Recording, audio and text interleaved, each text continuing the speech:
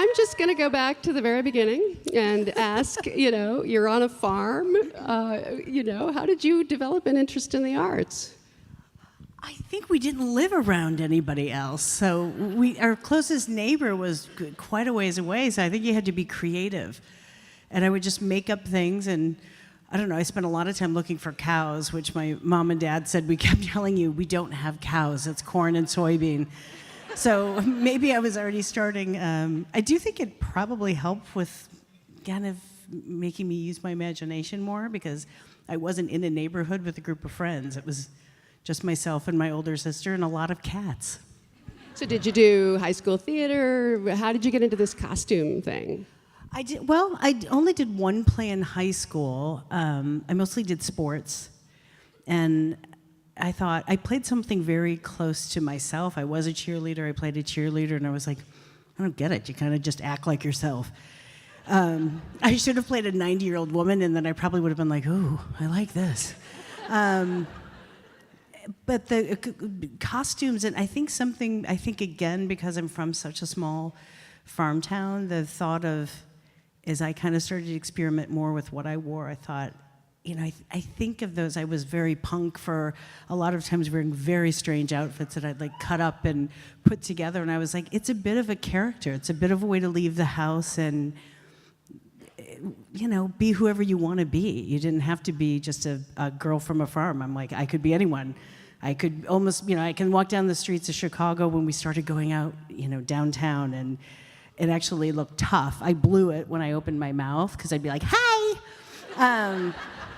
But I got kind of a kick out of seeing people like, oh, don't mess with them. And I'm like, if they had any idea how non-scary I am. But I was like, oh, you can do that with hair and clothes. And I think it's when I started to kind of think, it's kind of fun to, step into other people's shoes. So how did you end up in Colorado, and how did you end up in New York? I ended up in Colorado because I was not thriving in college. Is that a way to say that? I wanted to be in New York, and I ended up in Southern Illinois, and I just didn't quite know how to do it. I wanted to do fashion, and I wanted to do art, and I wanted to do all these different things, and I just didn't know how to pick it. So I started going out more than going to class, and I was very interested. Like, I met a bunch of drag queens, and I was like starting to like make dresses for them, and I thought, this is kind of what I've been waiting for. Like, this is a blast. And then so I thought I should take some time off from not going to class. And my sister was in Colorado. So I went there, and I lived with her for a little bit, and I did some costumes there for a dance company, and kind of really loved it. And then from there picked up, and I had a friend come visit me, and she said, what are you doing in Colorado? I was like, I have no idea. Like, I truly didn't know what I was doing. So 3 days later, I moved to New York City. And 1 day later, I started doing stand-up. Wow. And you liked it. It was good. I loved it. My second day in New York, I got there first day. The next day, I did stand-up.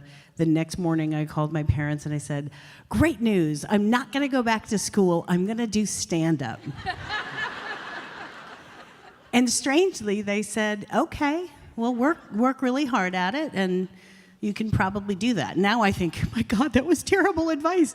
I mean, on the surface, that's like, I think my mom, I asked her years later why. I said, what would possibly make you say, like, okay?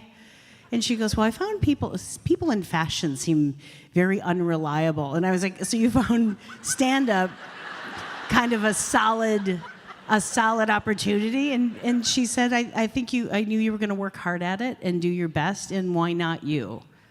So I know. Yeah, she always kind of, just not in a crazy way of like, you can do anything. You're amazing. I mean, they were always like, you're going to have to learn how to do it, but I really got a good work ethic from my parents. Were they funny, your parents? My parents are funny, yeah. My dad's really outwardly funny. Like, he's kind of big and like is always mid-story, and there's always like crazy names of guys he went to school with, and I think he was a bit of a troublemaker, and he can retell the same story.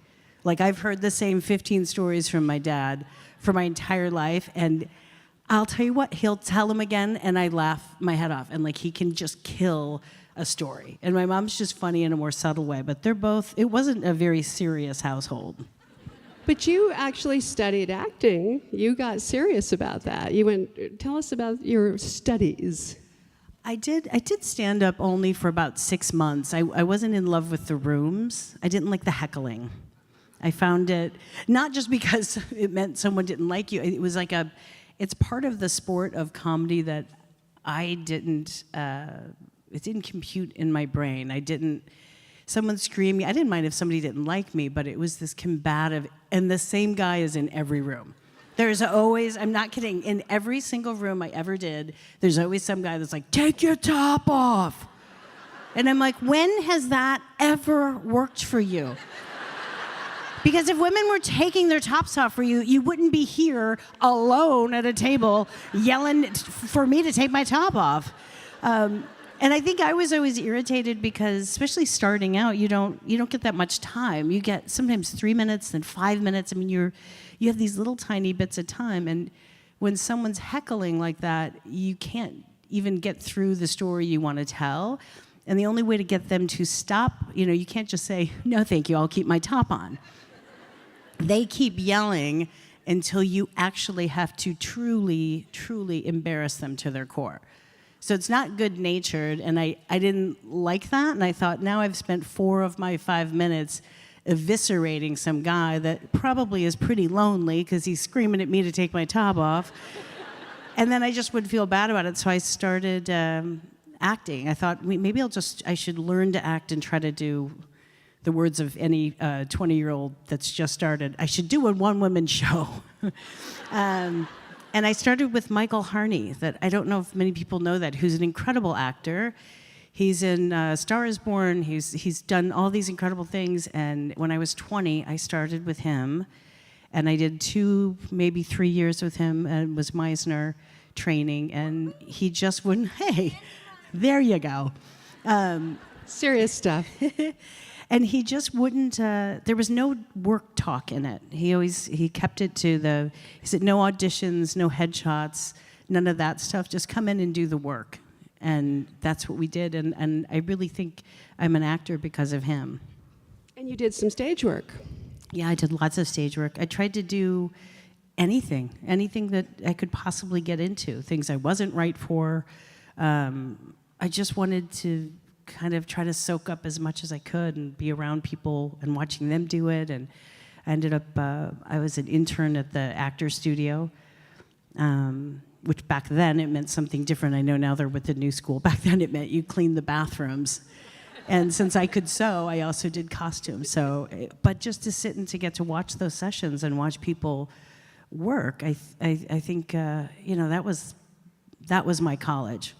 And so, how did you get to New York, to Los Angeles? Your cousin helped you out.